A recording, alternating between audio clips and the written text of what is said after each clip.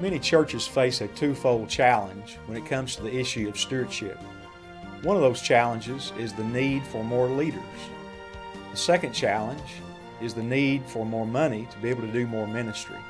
And in this segment, I'm going to address the issue of developing a stewardship committee or team to plan a year-long strategy. You might ask the question, why should our church have a stewardship committee or team? After all, our church treasurer is doing a great job. Well, one issue is the issue of greater creativity. If you have one person who's planning the strategy for the year, you're going to reap the benefits of that one person's creativity and that one person's passions. But if you have a group of people working together as a team, you're going to have the creativity and the good ideas of that team. The second issue is the issue of differing strengths.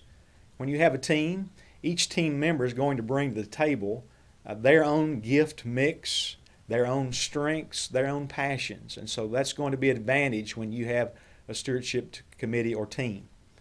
Why should we even develop a strategy in the first place? After all, if we're going to put in place a stewardship team and their responsibility is going to be to develop a strategy, why should we have one? Well, the truth of the matter is that many churches have a strategy. It's just an unspoken or unwritten strategy. And often that strategy is just simply this.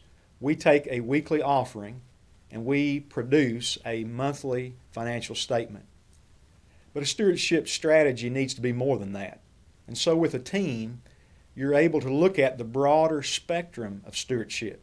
After all, stewardship does not just involve the area of giving, but it involves the areas of the management of our time, the management of our talents or spiritual gifts, the management of money, also the management of sharing the gospel, the management of how we take care of our bodies, and the management of our environment. So all of these different issues are important when you're thinking about an overall comprehensive strategy. Another thing to look at as you're thinking about this team is who should serve on this team. If I were selecting people to serve on the stewardship team, I would want people who have a heart for the future of the church. You want people who buy into the church's vision and who want to see the church move forward and make progress. I would also look for individuals who possess maturity and growth in their own personal stewardship practices. They're people who are good managers of their time. They're people who are supporting the ministry of the church financially. They're people who are serving.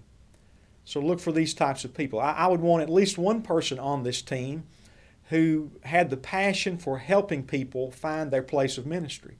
Because one component you're going to address in the strategy is that of plugging people into service. I would also want at least one of the individuals on the team to have a heart for and a passion for missions and evangelism. So as you're thinking about a team, realize that in putting together a team, you're going to see greater creativity, you're going to be able to address the broad spectrum of stewardship, and you're going to reap the benefit of people's unique passions and gifts. You may already have a stewardship team or committee in place, and you would just like to have help in increasing that team's effectiveness. We would be glad to assist you in that respect. Our church development team has also put together an action plan that will help you to be able to know the steps needed to actually implement a stewardship committee or team. We'd be glad to share that action plan with you.